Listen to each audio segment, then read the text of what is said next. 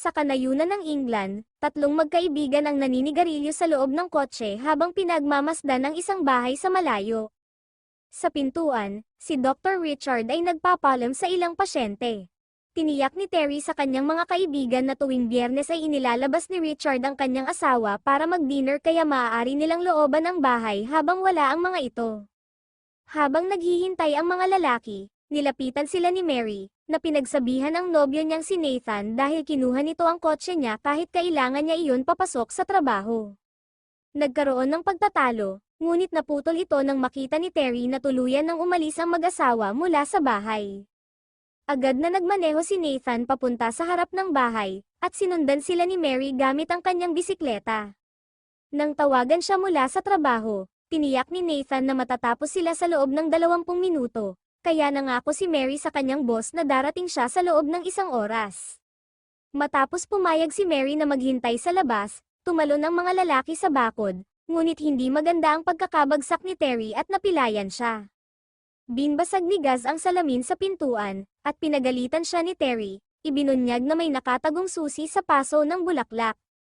Pagpasok nila, tinanong ni Gaz kung nasaan ang safe, ngunit wala itong ideya si Terry.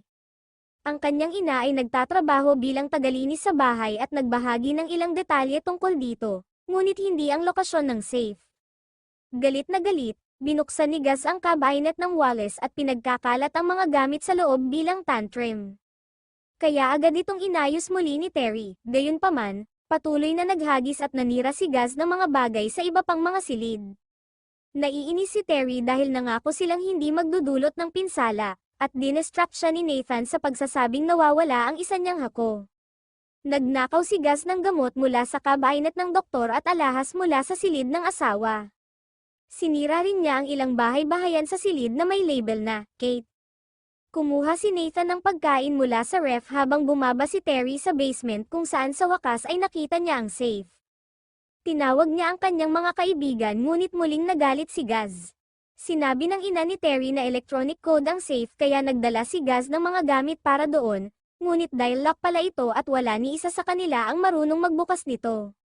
Sa labas, napapagod na si Mary sa paghihintay at nagsimulang bumusina. Hindi siya makaalis dahil nasa kay Gaz ang mga susi, kaya sinubukan niyang tawagan si Nathan ngunit hindi nito sinasagot ang telepono. Sa basement, sinubukan ni Nathan buksan ang safe gamit ang drill at pagkatapos ay martilyo, ngunit walang gumana. Gumamit si Terry ng stethoscope habang iniikot ang dial lock ngunit nabigo rin.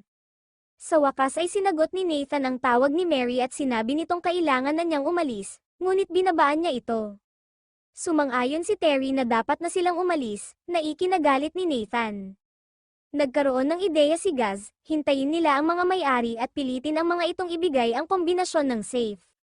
Nang muling tumawag si Mary, tinanggihan ito ni Nathan. Madilim na sa labas at patuloy na tinatawagan si Mary ng trabaho. Patuloy siyang bumubusina at sumisigaw ng pangalan ni Nathan, ngunit hindi siya pinapansin nito habang nanunood ng TV kasama si Gaz. Nag-alok si Terry na ihatid siya, ngunit hindi pumayag si Gaz dahil iniisip niyang tatakas ito. Sa huli, napagod si Nathan sa sigawan kaya lumabas siya at sinabi kay Mary na 5 minuto na lang, at napapayag niya itong pumasok sa loob. Kinuha niya ang telepono ni Mary, itinulak siya sa mesa, at nagsimula silang magharutan.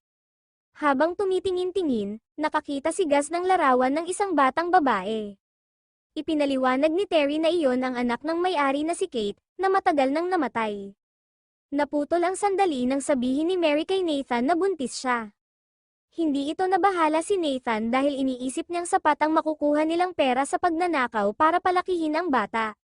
Bigla silang nakarinig ng ingay sa labas at napagtanto nilang nakabalik na ang mga may-ari. Tinakpan ng mga lalaki ang kanilang mga ulo ng medyas at pinilit si Mary na gawin din iyon. Pagpasok ng mag-asawa, sinalakay sila ni Nathan at Gaz. Sa kaguluhan, nadulas si Ellen at nasugatan ang kamay dahil sa nabasag na plorera. Sinubukan siyang tulungan ni Richard ngunit napagtagumpayan sila ng mga lalaki at dinala sa sala. Nakiusap si Richard na kunin na lang nila ang anumang gusto nila ngunit hayaan siyang gamutin ang sugat ni Ellen. Nagdala si Mary ng first aid kit at tubig, at nilinis at binalutan ang sugat ayon sa tagubilin ni Richard. Inutusan ni Gaz si Mary na atali ang mga kamay ni Ellen. Nang hingi ng pera, ibinigay ni Richard ang kanyang pataka at binanggit ang perang nakatago sa kusina, na kinuha ni Terry. Nang tanungin ang tungkol sa safe, nagkunwari si Richard na wala iyon kaya dinala sila sa basement. Tutol si Mary sa plano ngunit sinabi ni Nathan na ginagawa niya ito para sa kanilang magiging anak. Paulit-ulit na sinigawan ni Nathan si Richard para sa kombinasyon ngunit pinagsabihan lang siya nito kaya sinampal niya ang doktor. Nilapit ni Gaz ang sigarilyo sa mukha ni Ellen ngunit pinigilan siya ni Nathan. Binigyan ni Gaz si Nathan ng cutter at inutusan siyang saktan si Richard. Hindi na nakatiis si Mary at umakyat sa itaas, ngunit sinundan siya ni Gaz. Tinanggal ni Mary ang medyas at tumawag sa emergency mula sa landline sa banyo. Ngunit sinipa ni Gaz ang pinto at hinayla siya palabas, itinali ang kanyang mga kamay at inuntog ang ulo sa salamin. Sa basement, narinig ng mga lalaki ang sigawan at sinabi ni Richard na huwag silang magpalinlang kay Gaz. Tinawag niya sina Nathan at Terry sa kanilang mga pangalan at ibinunyag na naging doktor nila siya noong bata pa sila, kilala niya ang kanilang mga pamilya at nakita silang lamaking magkaibigan, ngunit naniniwala siyang sinisira ni Gaz ang kanilang buhay. Nagalit si Nathan ngunit sumang-ayon si Terry kay Richard na dapat na silang umalis. Itinulak siya ni Nathan at inutusang manahimik, bumalik si Gaz kasama si Mary at sinabi nitong sinubukan itong tumawag ng pulis. Tinutukan ni Nathan ng cutter si Ellen at humingi ng code. Dahil hindi pa rin nagsasalita si Richard, binulungan siya ni Gaz at pinagbantaan nilang putulin ang daliri ni Ellen. Nang tumanggi pa rin si Richard, naglabas si Gaz ng baril at tinutukan si Richard habang inuutusan si Nathan na putulin ang daliri. Nag-atubili si Nathan at sinabi kay Gaz na siya ang gumawa nito, nag-away sila at tinutukan ni Gaz si Nathan, pinilit siyang gawin iyon, habang nagmamakaawa si Nathan para sa code, bigla niyang sinugatan si Gaz sa braso at nahulog ang baril. Nagbugbugan sila at sa huli ay nasaksak ni Gaz si Nathan. Nakiusap si Richard na pakawalan siya para matulungan si Nathan ngunit tinukso lang siya ni Gaz at nagbanta na pababayaan si Nathan mamatay kung hindi ibibigay ang code. Sa wakas, ibinigay ni Richard ang mga numero ngunit mali iyon, nagkunwari siyang nagkamali at pinatry ulit si Gaz. Habang abala ito, nakawala si Mary at hinampas si Gaz ng martilyo sa ulo, agad itong namatay. Pinalaya niya si Richard at napansin nilang may van sa garahe na konektado sa basement. Gusto niyang dalhin si Nathan sa ospital ngunit naglabas si Richard ng nakatagong baril at sinabi na walang aalis. Ipinaliwanag niyang masyadong malayo ang ospital at hindi makakarating ng buhay si Nathan, kaya siya na ang gagamot habang naghihintay sila ng tulong. Habang dinadala ni Terry at Mary si Nathan sa itaas, kinuha ni Richard ang mga susi ng kotse mula sa katawan ni Gaz at pinalaya ang kanyang asawa. Sa opisina ng doktor, inasikaso muna ni Richard ang daliri ni Ellen, at sinabi nitong nakuha ng grupo ang nararapat sa kanila. Pagkatapos, tinanggal ni Richard ang talam mula sa katawan ni Nathan at kinailangan niyang gumamit ng forceps upang alisin ang isang pirasong naipit sa loob ng sugat. Ipinaliwanag niya na hindi tinamaan ng talam ang mahahalagang bahagi ng katawan kaya may magandang tsansa si Nathan na mabuhay. Dahil kailangan ni Richard ng espasyo para magtrabaho, pinaghintay niya sa labas sina Ellen, Mary, at Terry. Habang nagsisimulang maglinis si Ellen, nagkaroon ng mental breakdown si Mary.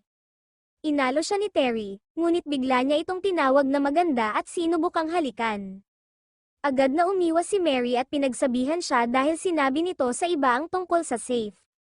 Iniisip din niya na iiwan sana ni Terry si Nathan kung wala siya roon. Nagsimula siyang magbitaw ng maraming pang-iinsulto. Itinuro na umalis ang kambal niyang kapatid na si Jane dahil biro lang si Terry at hindi siya nito tunay na minahal. Pagkatapos, pumunta si Mary sa sala at sinubukang buksan ang isang misteryosong kahon, ngunit pinigilan siya ni Ellen. Sumunod, sinubukan ni Mary pumasok sa opisina ng doktor, at sinabi ni Richard na hindi siya dapat pumasok, ngunit itinulak niya ang sarili papasok pa rin. Natutulog si Nathan, at ipinaliwanag ni Richard na kinailangan niya itong patahimikin gamit ang sedative habang tinatahi ang sugat. Hinawakan ni Mary ang katawan ni Nathan at inisip na masyado itong malamig, ngunit tiniyak ni Richard na normal lang iyon. Pagkatapos, pumunta siya sa landline at tumawag ng ambulansya. Gayunpaman, napansin ni Mary na sira ang outlet, ibig sabihin nagsisinungaling si Richard. Biglang nakaramdam ng pagkahilo si Mary at nagsuka sa lababo. Sinabi ni Richard na may gamot siya para matulungan siya. Nang tumalikod ito, hinanap ni Mary ang kanyang telepono sa mga bulsa ni Nathan, ngunit wala iyon. Nang dalhin ni Richard ang gamot, hindi siya pinansin ni Mary at bumalik sa sala kung saan nakita niyang tinuturukan ni Ellen si Terry para sa kanyang pilay. Sinubukan ng takot na si Mary na umalis, ngunit lahat ng pinto ay nakalak. Lumitaw si Ellen sa likod niya at sinigawan siya dahil hindi niya tinanggal ang kanyang sapatos, tinawag siyang Kate bago siya sinampal. Dali-daling dumating si Richard upang pakalmayin si Ellen, ibinunyag na may karamdaman ito sa memorya. Habang inilalayo ni Richard si Ellen, hinanap ni Mary si Terry at nakita itong masayang kumakain ng merienda at nanunood ng TV. Sinabi niyang kailangan na nilang umalis at hiniling ang telepono nito, ngunit sinabi nitong ibinigay niya iyon kay Ellen. Nagsimulang pag-alitan ni Mary si Terry, ngunit naputol sila ng matandang mag-asawa na inanyayahan silang magtsaa. Gusto ng pagod na si Mary na manigarilyo, ngunit hindi ito pinayagan ni Ellen. Kaya sinabi niyang sa labas siya maninigarilyo at sinubukang buksan ang isa pang pinto, ngunit nakalak din iyon. Pinaupo ni Richard si Mary habang inilalarawan ang lahat ng kakilakilabot na maaaring mangyari sa isang hindi pa isinisilang na sanggol. Nang may lumitaw na nakakadiring insekto sa mesa, pinatay ito ni Ellen gamit ang kanyang kamay. Pagkatapos, ipinakita ni Richard ang larawan ng kanilang namatay na anak na si Kate at nagbahagi ng mga kwento tungkol sa kanyang pagkabata. Iinom na sana si Ellen ng tsaa, ngunit pinigilan siya ni Richard at ipinagpalit ang kanyang tasa sa kay Mary. Pagkatapos, inilabas ni Richard ang scrapbook na ginawa ni Ellen upang kolektahin ang lahat ng artikulo sa pahayagan tungkol sa mga dalagitang nawawala sa lugar, kabilang ang kambal na kapatid ni Mary na si Jane. Sinabi niyang ang scrapbook ay isang pagpupugay sa kanila. Nang iinumin na ni Terry ang kanyang gatas, pinigilan siya ni Mary at hiningi kay Richard ang kanyang telepono. Nagkunwari si Richard na hindi niya alam ang ibig niyang sabihin, kaya sinigawan siya ni Mary habang isa-isang binabanggit ang lahat ng kasinungalingan nito. Nang sabihan siya ng mag-asawa na kumalma at inumin ang kanyang tsaa, galit na itinulak ni Mary ang lahat sa mesa at kumuha ng kutsilyo, hinihinging buksan nila ang pinto. Hinawakan ni Richard ang kanyang kamay at madaling inagaw ang kutsilyo. Pagkatapos, hinailan niya siya sa buhok papunta sa aparador sa ilalim ng hagdan at ikinulong. Hiniling niya kay Terry na bantayan siya habang pinatutalag niya si Ellen. Patuloy na binubugbog ni Mary ang pinto at nagmamakaawa sa kaibigan na palabasin siya. Sinigawan siya ni Terry dahil nakipagrelasyon siya kay Nathan, sinasabing hindi siya nito mahal at ginagamit lang siya. Umiiyak na sinabi ni Mary na patay na si Nathan, ngunit hindi siya pinansin ni Terry. Sa silid tulugan, nagkaroon ng breakdown si Ellen at iginiit na kailangang parusahan si Mary. Sinabi ni Richard na siya ang gagawa nito, ngunit kinumbinsi siya ni Ellen na makakatulong siya. Sa sandaling iyon, napansin ni Terry na namamanhid na ang kanyang mga binti at inisip niyang aksidenteng napasobra ang naibigay na gamot ni Ellen. Ininsulto siya ni Mary dahil ayaw niyang tanggapin na sinadya iyon ni Ellen, dahilan upang magalit si Terry at sigawan siya bago tuluyang humagulgol. Nang humingi ng tawad si Mary at hilinging magtulungan sila, maling naintindihan ni Terry ang magtulungan bilang pagiging magkasintahan at nagsimulang kausapin siya na parang si Jane. Dahil desperado, nakisabay si Mary, at binuksan ni Terry ang pinto sa pag-aakalang makikita niya muli ang dati niyang kasintahan, ngunit mabilis lang na tumakbo si Mary upang kunin ang kutsilyo at umakyat sa itaas. Sa tulong ng baston, mabagal na nakalakad si Terry at sumilip kay Nathan sa pamamagitan ng butas ng susian. Hindi gumagalaw ang kanyang kaibigan at takot na lumayo si Terry habang sinasabing natutulog lang ito. Pagkatapos ay umakyat siya at pumasok sa silid ni Kate kung saan nakita niya si Mary na nagtatali ng maraming kumot sa bintana. Iniisip pa rin ni Terry na si Jane siya at inakusahan siyang iniwan siya, ngunit nanumpa si Mary na babalikan siya para sabay silang makatakas. Nang subukan siyang halikan ni Terry, umatras siya at nahulog sila sa kama. Kaya sinamantala niya ang pagkakataon upang itulak ito palayo. Biglang may ibinato na lalagyan ng gasolina sa silid at bumaba ang isang metal sheet upang harangan ang bintana. Tinulungan ni Mary si Terry na lumabas at nahirapan silang huminga. Habang bumababa sila, napansin nilang nababarahan ang lahat ng bintana at may usok sa paligid. Nadapa si Terry at gumulong pababa ng hagdan, kaya tumakbo si Mary upang tulungan siya. Iginiit nitong kailangan din nilang tulungan ang matandang mag-asawa, malinaw na nasa pagtanggi pa rin. Sa sandaling iyon, tumakbo si Ellen sa sala kaya sinundan siya ni Mary habang walang habas na winawasiwas ang kutsilyo. Palihim na pamwesto si Ellen sa likod niya at paulit-ulit siyang hinampes ng latigo, pati isang florera ay binasag sa kanyang likod. Nang matamba si Mary, muli siyang hinampes ni Ellen. Ngayong malapit na siya, pinabagsak siya ni Mary sa pamamagitan ng paghagis ng florera. Pagkatapos, ninakaw niya ang maskara nito at isinuot, ngunit tinurukan siya ni Ellen sa braso habang hinihila naman ni Richard si Terry palayo. Dinala ni Mary si Ellen sa kusina at itinali sa oven. Paulit-ulit niya itong sinampal habang hinihingi kung ano ang laman ng hyringilya, at nalaglag ang mga pustiso ni Ellen habang tumatawa. Biglang lumitaw si Richard sa likod ni Mary at tinanggal ang maskara bago siya sinakal. Kinagat ni Mary ang kanyang kamay at sinipa siya sa singit bago muling kunin ang maskara. Gayunpaman, binasag ni Richard ang plato sa kanyang ulo. Gumanti si Mary sa pamamagitan ng paghampas ng kawali at pagtulak sa kanya palabas ng kusina, naipit ang kamay nito sa pinto. Paulit-ulit niyang isinara iyon hanggang mawalan ito ng isang daliri. Sa kasamaang palad, binasag ni Richard ang bintana ng pinto at kinuha ang maskara mula kay Mary, na nagmadaling itulak ang mesa laban sa pinto upang harangan ito. Kumuha siya ng kutsilyo at nagbantang papatayin si Ellen habang nagsisimulang mahilo dahil sa iniksyon. Nangako si Richard na ibibigay niya si Terry at ang mga susi, ngunit gusto niya ng patunay na buhay si Ellen kaya kumanta siya upang pakantahin din ito.